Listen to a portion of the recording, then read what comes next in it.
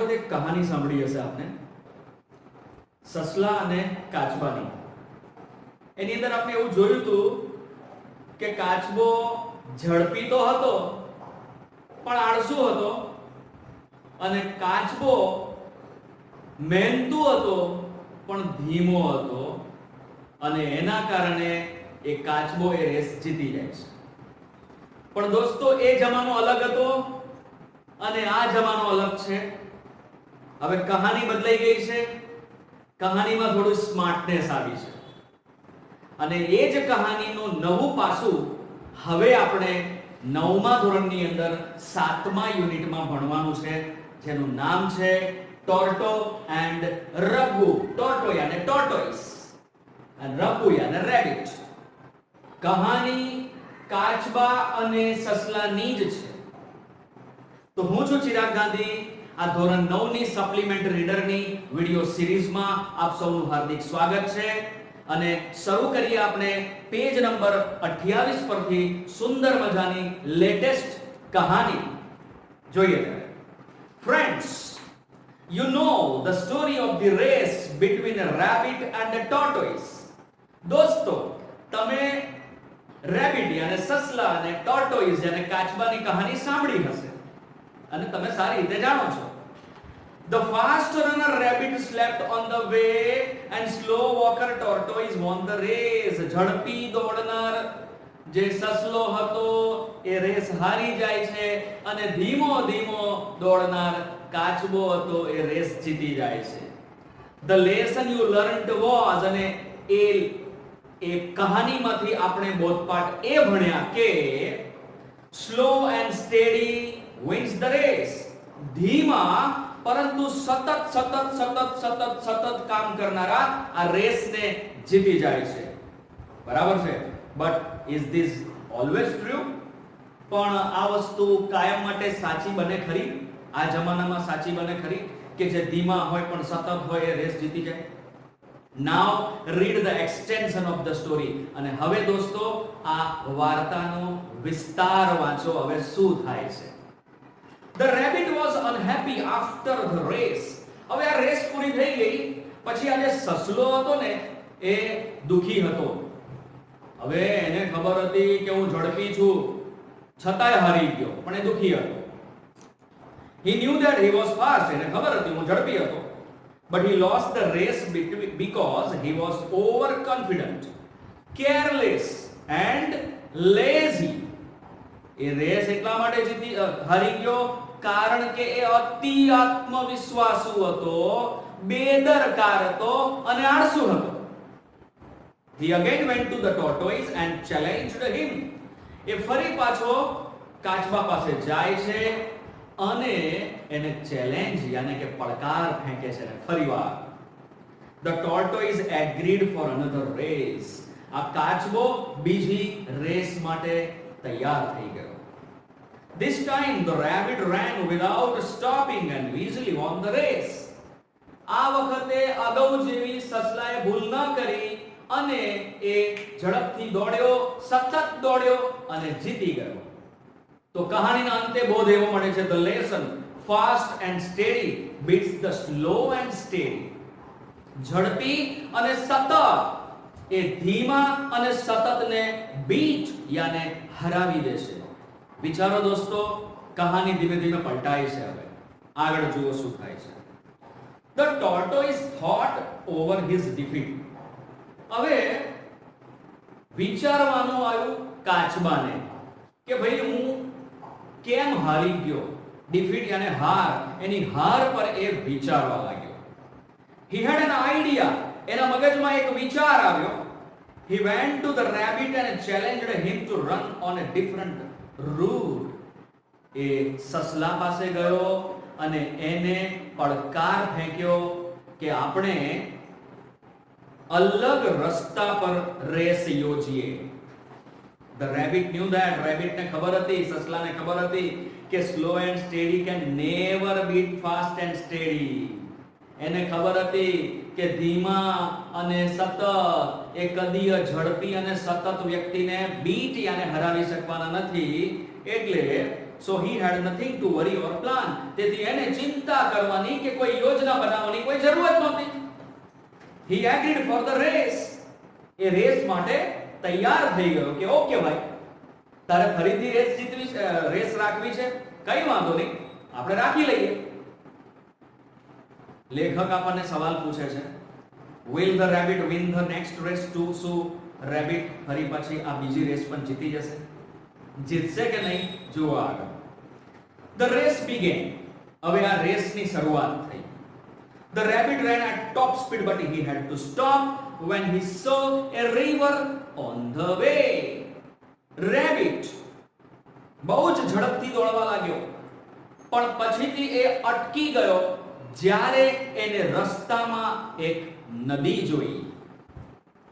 The winning line was on the other side of the river. અને જે જીતવાની જે રેખા હતી એ નદીની પેલી બાજુ હતી. હવે શું થાય છે? The clever tortoise reached the river after hours, looked at the angry rabbit, crossed the river and won the race. ચતુર કાચબો જે હતો એ કલાકો પછી નદી કિનારા સુધી ચાલતો આવ્યો. એને ગુસ્સે ભરાયેલા સસલાને જોયું, એને નદી પાર કરી અને રેસને જીતી ગયો. હવે આ કહાનીમાંથી શું લેસન મળે છે એ જુઓ. ત્યારે first know about your strength and weakness and then select a playing field suitable to your abilities. લેખક અહીંયા આ કહાનીમાંથી આપણને એક બોધપાઠ આપે છે કે સૌપ્રથમ કોઈની બી જોડે તમે ચેલેન્જ અને કે પડકાર ફેંકો કે કોઈ પણ હરીફાઈમાં જાઓ તો સર્વપ્રથમ જગ્યા એટલે કે પ્લેઇંગ ફિલ્ડ, રમતનું મેદાન અને તમારી એબિલિટી અને કે સમર્થતાઓને ધ્યાનમાં રાખીને અને તમારી શક્તિઓ અને તમારી નબળાઈઓને ધ્યાનમાં રાખીને એની સાથે તમે રેસ યોજો. પહેલા તમારી શક્તિઓ અને નબળાઈઓને તમે જાણી લો. બરાબર છે? તરત હા નહીં પાડી દેવાનું, ઓકે હા ચાલો કઈ વાંધો નહીં પછી જોયું જશે. પેલી કહેવત નથી કે યા હોમ કરીને પડો ફતે છે આગળ. બરાબર છે? પણ એવી રીતે ના પડાય ભાઈ. તૈયારી કરવી પડે, જોવું પડે કે એક્ચ્યુઅલી આ મારી જે હરીફાઈ જેની જોડે થવાની છે એની તાકાત શું છે, એની નબળાઈ શું છે, પછીથી રેસમાં પડાય. જો અહીંયા શું થાય છે. હજુ વાર્તા પૂરી નથી થઈ. The story continues. વાર્તા હજુ ચાલુ છે. The rabbit and the tortoise have run 3 races together. હવે આ સસલો અને આ જે કાચબો હતો એ લોકો 3 રેસ એક સાથે એ લોકો દોડ્યા હતા. Now they knew each other better. હવે બેવ જણ એકબીજાને બહુ સારી રીતે ઓળખી ગયા હતા. Once they met under a tree. એકવાર એ લોકો એક ઝાડ નીચે મળ્યા. ચિંતનિકા કરવા માટે, વાત કરવા માટે. શું વાત કરે છે જુઓ. Hi Toto, how are you? Hi Toto, કેવું ચાલે છે? એવું પેલા રબ્બુએ કીધું. બરાબર? You have won the race. તું રેસ જીતી ગયો છે. But do you think you are a better runner? પણ તું એવું માને છે કે તું સારામાં સારો ઉત્તમ દોડવીર છે? તું એવું માને છે?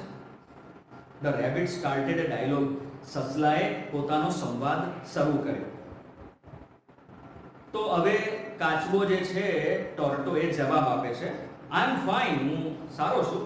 Thank you રબ્બુ for talking to me. મારી સાથે વાત કરવા બદલ તારો આભાર રબ્બુ. You are a fast runner.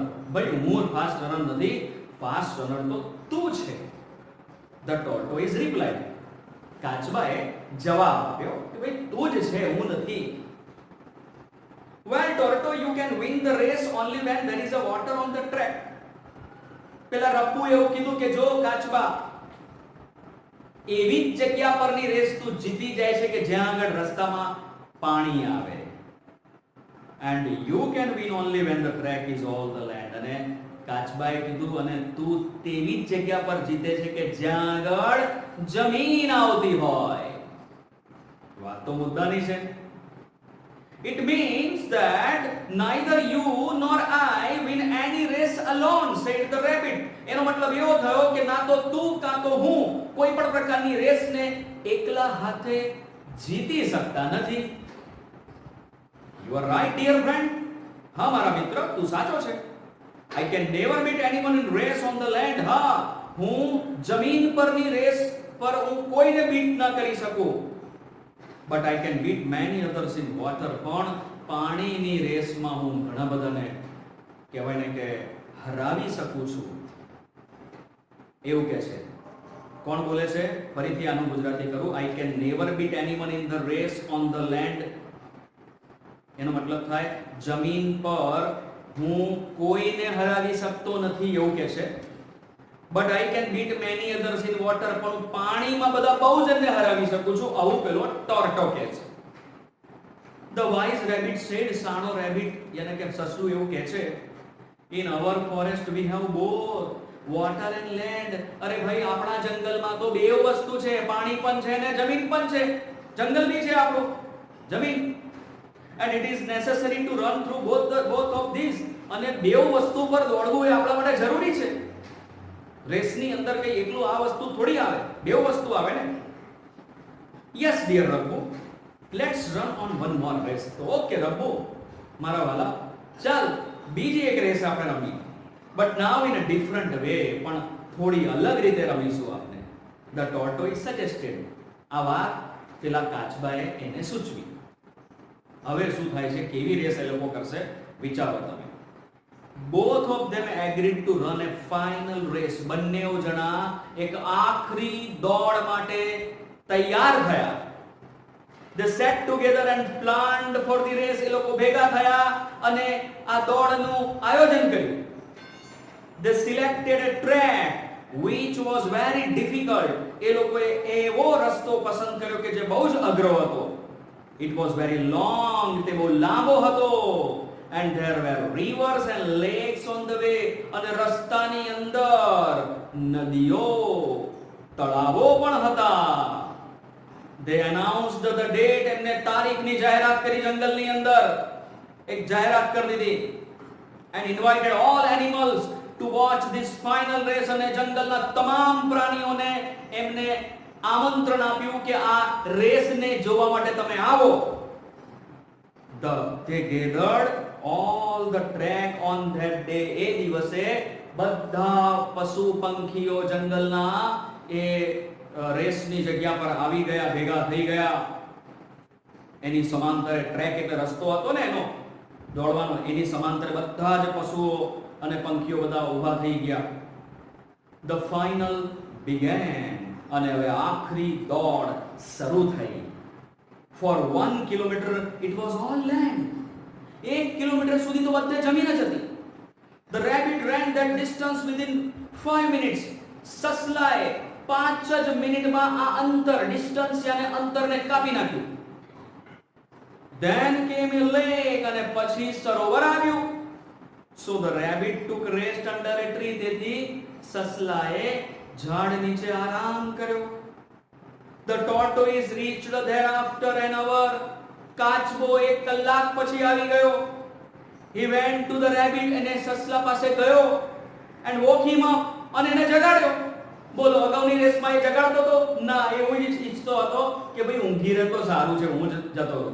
પણ હવે એમને સ્ટ્રેટેજી યાને કે વ્યૂહરચના બદલી નાખી. પોતાની શક્તિઓ અને પોતાના જે વીક પોઈન્ટ્સ છે એ લોકોએ જાણી લીધા છે. હવે શું કરે છે? They talked for a while. થોડી વાર એ લોકોએ વાતો કરી. The spectators could not understand what these rivals were doing. હવે આ દર્શકો સમજી નતા શકતા કે આ બે જણા શું વાતો કરી રહ્યા છે, શું પૂછપૂછ કરી રહ્યા છે. બરાબર છે? But they saw that the rabbit jumped on the tortoise. એ લોકોએ જોયું કે ઓહો કે આ સસલું પેલા કાચબા પર કૂદકો મારે છે. And stood in perfect balance. અને એકદમ સંપૂર્ણ બેલેન્સ સાથે, સમતુલા સાથે એની પર બેસી જાય છે. તમે ચોપડીમાં ચિત્રમાં જોયું જ છે. બરાબર છે? The tortoise swam across the lake. અને આ જે કાચબો હતો એ આખું સરોવર તરી ગયો. બોલો, હવે આ શું એ લોકોની યોજના હશે? જુઓ પેજ નંબર 30 પર. When they reached the land, the tortoise sat on the rabbit. જેવી જમીન આવી, તળાવ પૂરું થયું ને જમીન આવી, તરત જ સસલો ઉતરી ગયો અને કાચબો એની પર ચડી ગયો. તમે જોઈ શકો છો ચિત્રની અંદર. then came a river, પાછી નદી આવી. now it was rabbit turns to sit on the tortoise back.